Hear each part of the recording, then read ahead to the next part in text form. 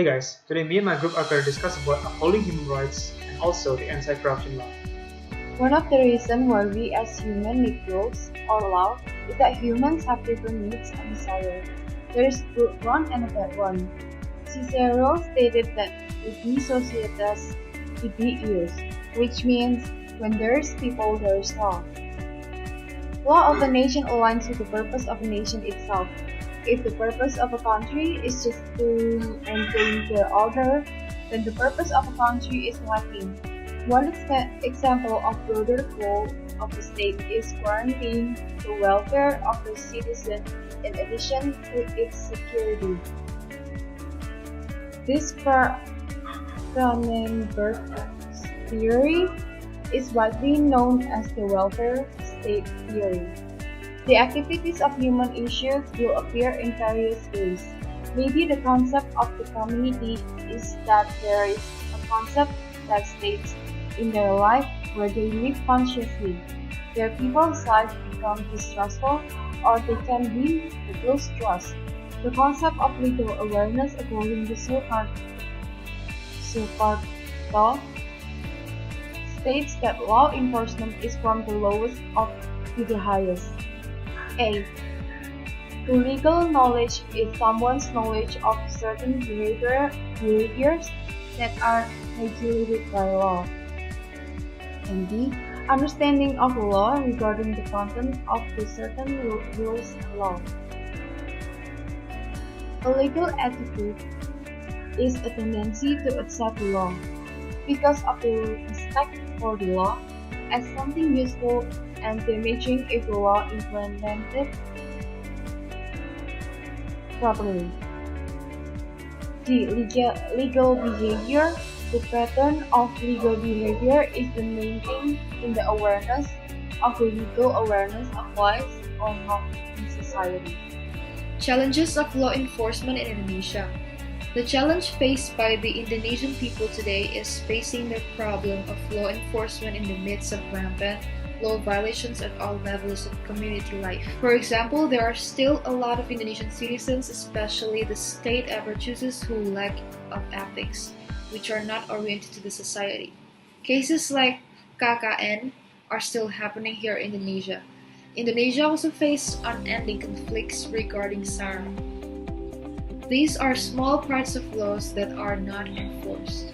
There are still a lot of cases where Indonesian citizens, either individuals or groups, disgrace the law. That's why we need law enforcement. Next is urgence of law enforcement in Indonesia. Law enforcement aims to realize legal regulations for the creation of public order and justice. It is to protect the rights of Indonesians. We can take an example from the Santoso case that happened in Indonesia back in 2011.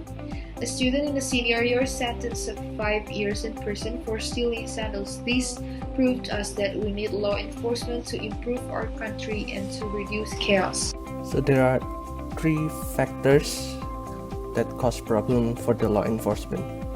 The first one is internal factors. The internal factors is caused by weak integrity with the law. So the problem with Indonesian law itself is because it has weak integrity, so it impacts the criminal law system, which is why corruption happens occasionally. The second one is unclear legal regulation. So if there are clear regulation in the law, it will help making the law more accurate and better. But in Indonesia, even the rule itself can be interpreted in many ways. The third problem is with the judicial process. So there's no clear regulation and guarantee that forbid bribery, and there are lots of discrimination during the judicial process. They are judging through their social status or even. So the first one is breaking the law by misusing the science and technology. So with the advancement of technology, the law should also continue to develop also.